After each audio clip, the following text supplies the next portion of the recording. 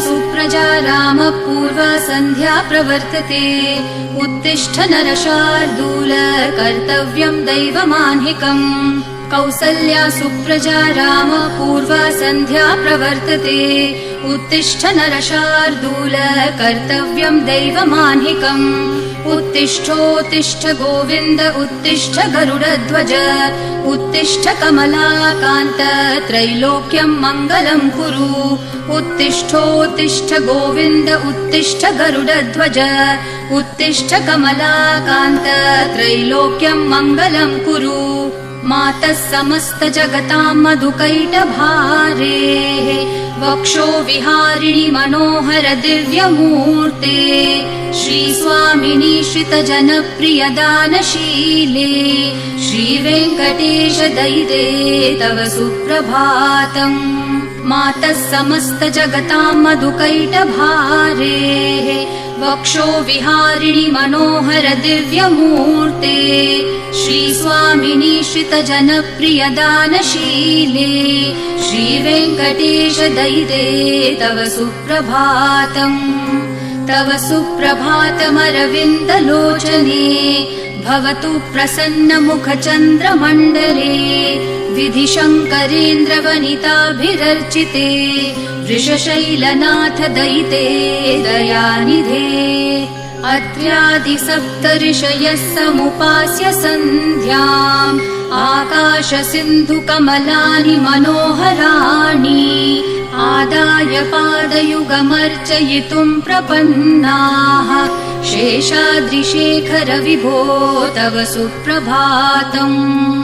पञ्चाननाब्ज भव षण्मुखवासवाद्याः त्रैविक्रमादिचरितं विबुधास्तुवन्ति। भाषापतिः पठति वासरशुद्धिमारात् शेषाद्रिशेखर विभो तव सुप्रभातम्। ईषत्प्रफुल्ल सरसीरुहनारिकेलपूगद्रुमादिसुमनोहर पालिकानाम् आवाति मन्दमनिलः सह दिव्यगन्धैः शेषाद्रिशेखर विभो तव सुप्रभातम्। उन्मील्य नेत्रयुगमुत्तम पञ्चरस्था पात्रावशिष्ठ कदलीफलपायसानि भूत्वा सलीलमथ केलिशुकः पठन्ति शेषाद्रिशेखर विभो तव सुप्रभातम्। तन्त्री प्रकर्ष मधुरस्वनया विपञ्च्या गायत्यनन्तचरितं तव नारदोऽपि। भाषा समग्रमसकृत्करचार रम्यम् शेषाद्रिशेखर विभो तव सुप्रभातम्।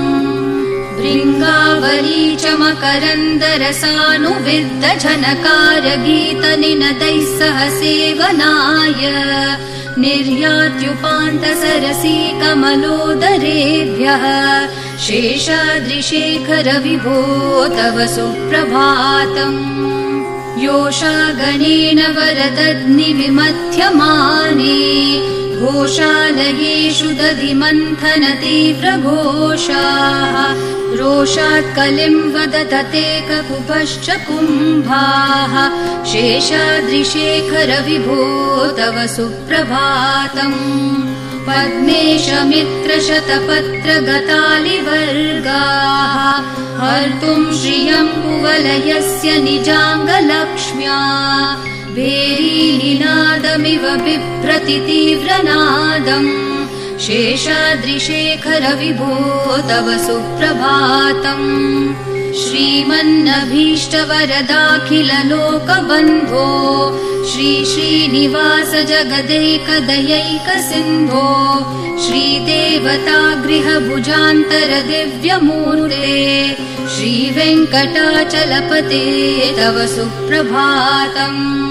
श्रीमन्नभीष्टवरदाखिल लोकबन्धो श्री श्रीनिवास जगदेकदयैक सिन्धो श्रीदेवतागृह भुजान्तर दिव्यमूर्ते श्रीवेङ्कटाचलपते तव सुप्रभातम्।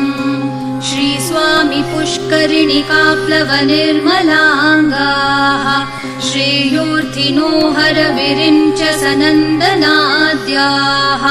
द्वारे वसन्ति वरवेत्रहतोत्तमाङ्गाः श्रीवेङ्कटाचलपते तव सुप्रभातम् श्रीशेषशैलगरुडाचल वेङ्कटाद्रिनारायणाद्रिवृषभाद्रिवृषाद्रिमुख्याम् आख्याम् त्वदीयवसतेरनिशं वदन्ति श्रीवेङ्कटाचलपते तव सुप्रभातम् सेवापरः शिवसुरेश कृशानुधर्म रक्षोऽम्बुनाथ पवमानधनाधिनाथाः बद्धाञ्जलि प्रविलसन्निज शीर्षदेशाः श्रीवेङ्कटाचलपते तव सुप्रभातम् घाटेषु ते विहगराज मृगाधिराज नागाधिराज गजराज हयाधिराजाः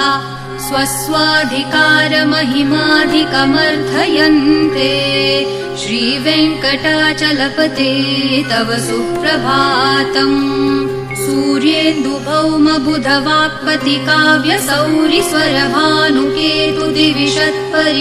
सूर्येन्दुभौमबुधवाक्पतिकाव्यसौरिस्वरभानुकेतुदिविशत्परिषत्प्रधानाः त्वद्दासदासचरमावधिदासदासाः श्रीवेङ्कटाचलपते तव सुप्रभातम् त्वत्पादधूलिभरितस्फुरितोत्तमाङ्गाः स्वर्गापवर्गनिरपेक्षनिजान्तरङ्गाः कल्पागमाकलनयाकुलतां लभन्ते श्रीवेङ्कटाचलपते तव सुप्रभातम् त्वद्गोपुराग्रशिखराणि निरीक्षमाणाः स्वर्गापवर्गपदवीं परमाश्रयन्तः मर्त्या मनुष्यभुवने मतिमाश्रयन्ते श्रीवेङ्कटाचलपते तव सुप्रभातम् श्रीभूमिनायकदयादिगुणामृताब्धे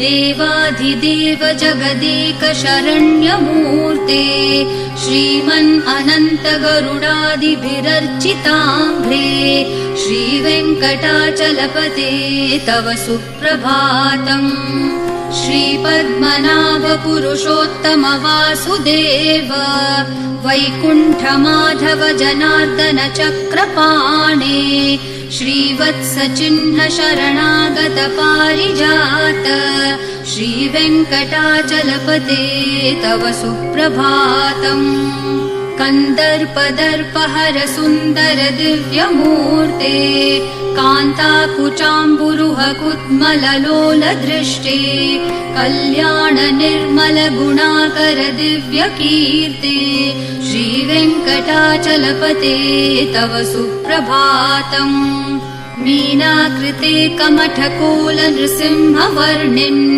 स्वामिन् परश्वथ तपोधन रामचन्द्र शेषांश राम यदुनन्दन कल्किरूप श्रीवेङ्कटाचलपते तव सुप्रभातम् एलालवङ्गधनसार सुगन्धितीर्थम् दिव्यं वियत्सरिति हेम घटेषु पूर्णम् धृत्वाद्य वैदिकशिखामणयः प्रहृष्टा तिष्ठन्ति वेङ्कटपते तव सुप्रभातम् भास्वानुदेति विकचानि सरोरुहाणि सम्पूरयन्ति निनदैः ककुभो विहङ्गाः श्रीवैष्णवा सततमर्थितमङ्गलास्ते धामाश्रयन्ति तव वेङ्कट सुप्रभातम् ब्रह्मादयः सुरवराः समहर्षयस्ते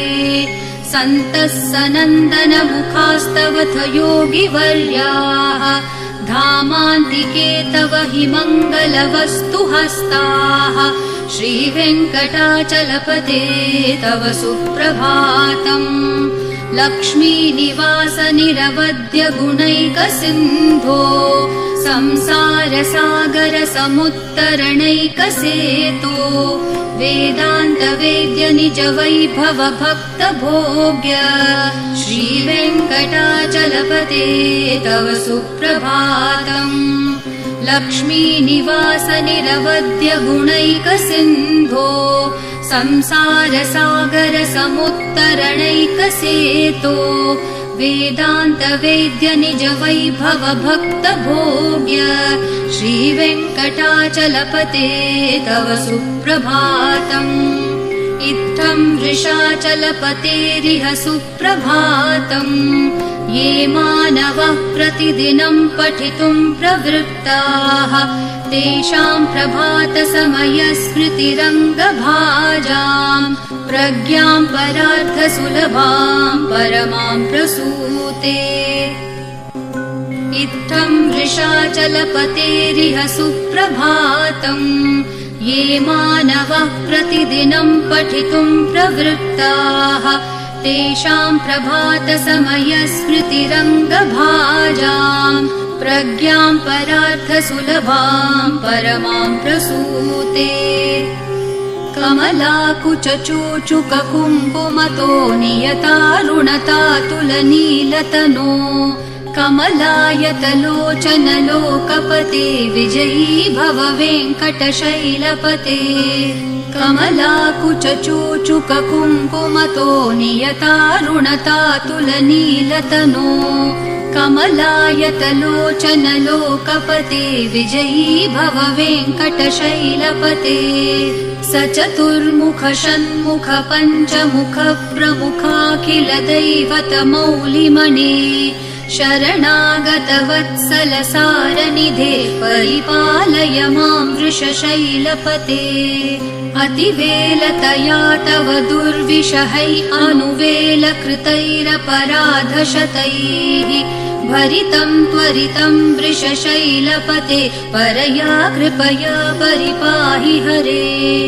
अधिवेङ्कटशैलमुदारमते जनताभिमताधिकदानरतात् परदेवतया गदितान्न गमै कमलादयितान्न परं कलये। करवेणुरवावश गोपवधू शतकोटिवृतात् स्मरकोटिसमात् प्रतिवल्लविकाभिमतात् सुखदात् वसुदेवसुतान्न परं कलये। अभिराम गुणाकरदाशरथे जगदेकधनुर्धर धीरमते रघुनायक राम रमेश विभो वरदो भवदेव दया जलदे। अवनीतनया कमनीयकरं रजनीकर चारुमुखाम्बुरुहम् रजनीचरराजतमो मिहिरं महनीयमहं रघुराममये। सुमुखं सुहृदं सुलभं सुखदं स्वनुजं च सुखाय ममोघशरम् अपहाय रघुत्वहमन्यमहं न कथञ्चन कञ्चन जातु भजे। विना वेङ्कटेशं न नाथो न नाथ सदा वेङ्कटेशं स्मरामि स्मरामि।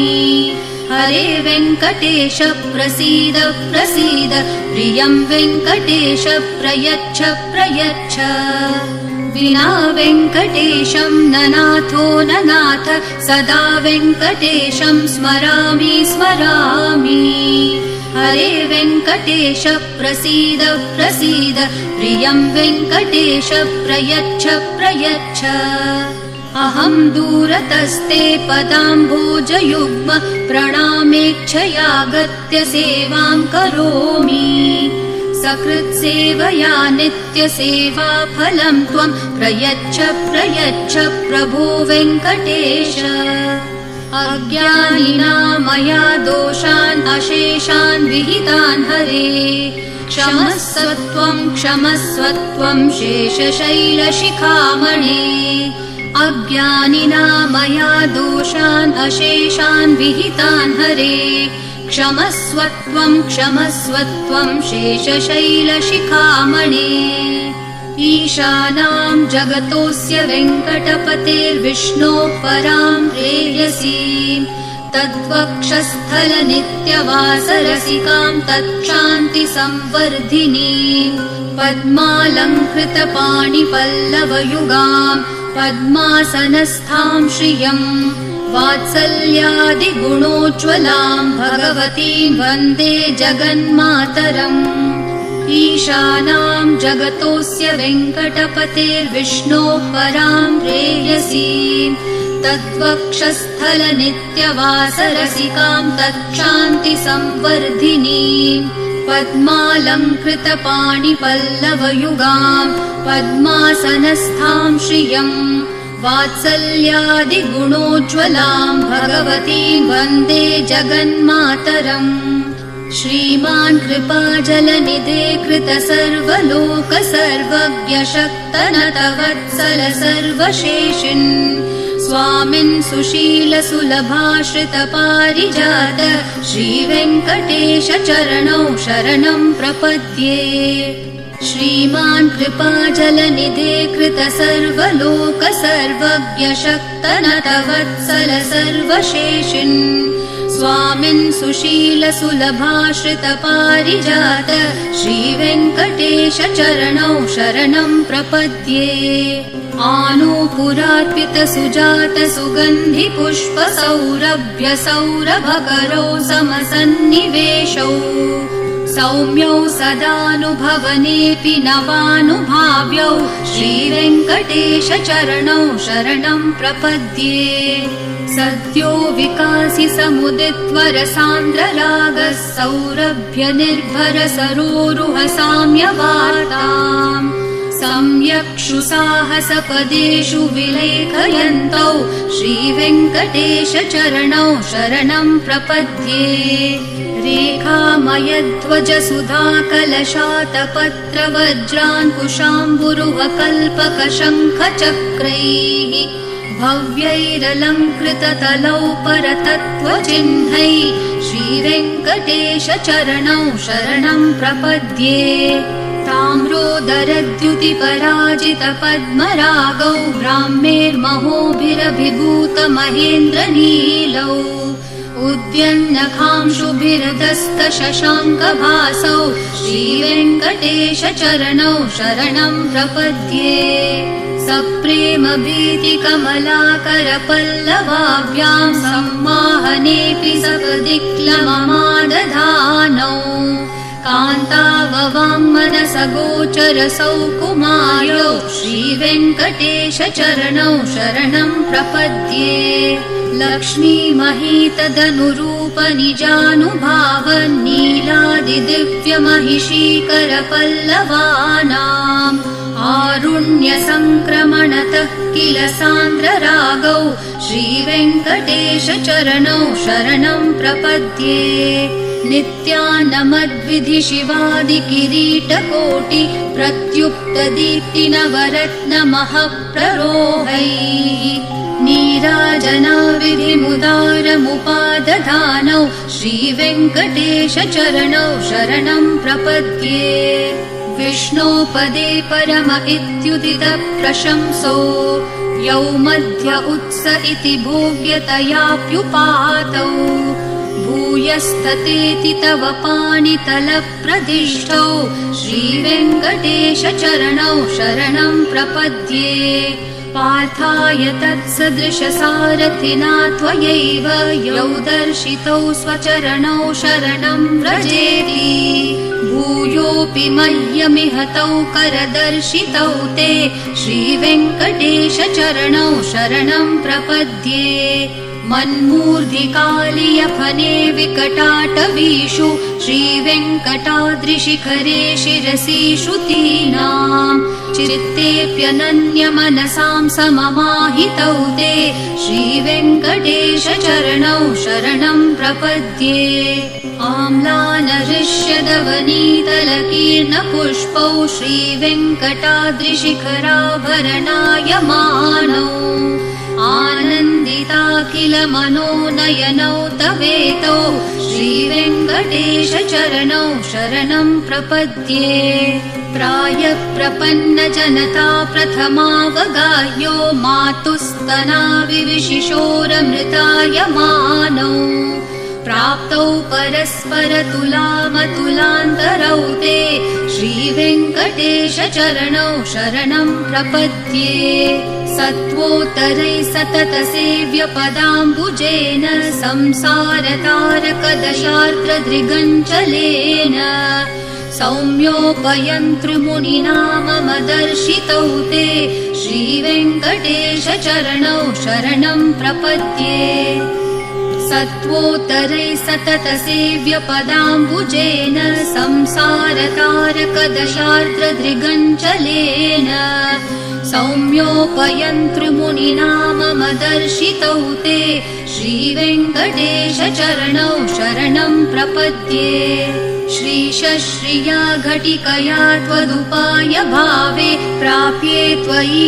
स्वयमुपेयतया स्फुरन्त्या नित्याश्रिताय निरवत्य गुणाय तुभ्यं स्वां किङ्करो वृषगिरीश न जातु मह्यम् श्रीशश्रिया घटिकया त्वदुपाय भावे प्राप्ये त्वयि स्वयमुपेयतया स्फुरन्त्या नित्याश्रिताय निरवत्य गुणाय तुभ्यं स्वां किङ्करो वृषगिरीश न जातु मह्यम् श्रियः कान्ताय कल्याणनिधये निधयेऽर्थिनाम् श्रीवेङ्कटनिवासाय श्रीनिवासाय मङ्गलम् श्रियः कान्ताय कल्याणनिधये निधयेऽर्थिनाम् श्रीवेङ्कटनिवासाय श्रीनिवासाय मङ्गलम् लक्ष्मी सविभ्रमालोकसुप्रविभ्रमचक्षुषे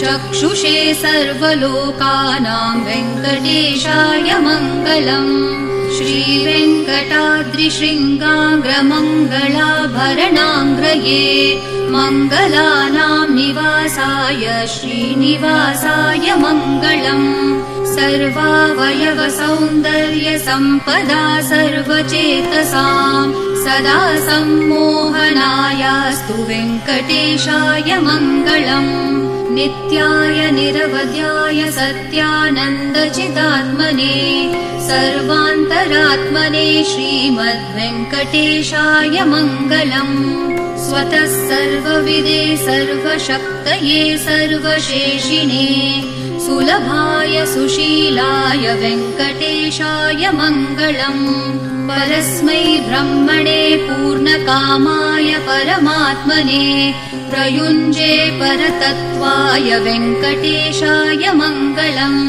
आकालतत्त्वमशान्तम् आत्मनामनुपश्यताम् अतृप्तामृतरूपाय वेङ्कटेशाय मङ्गलम् प्रायस्वचरणौ पुंसां शरण्यत्वेन पाणिना कृपया दिशते श्रीमद्वेङ्कटेशाय मङ्गलम् दयामृत्तरङ्गिन्यास्तरङ्गैरिव शीतलैः अपाङ्गैः सिञ्चते विश्वं वेङ्कटेशाय मङ्गलम् सद्भूषाम्बरहेतिनां सुषमावहमूर्तये सर्वार्तिशमनायास्तु वेङ्कटेशाय मङ्गलम् श्रीवैकुण्ठविरक्ताय स्वामि पुष्करिणितटे रमया रममाणाय वेङ्कटेशाय मङ्गलम् श्रीवैकुण्ठविरक्ताय स्वामि पुष्करिणितटे रमया रममाणाय वेङ्कटेशाय मङ्गलम् श्रीमत्सुन्दरजामातृमुनिमानसवासिने सर्वलोकनिवासाय श्रीनिवासाय मङ्गलम् मङ्गलाशासनपरैर्मदाचार्यपुरोगमैः सर्वैश्च पूर्वैराचार्यैः सत्कृतायास्तु मङ्गलम्।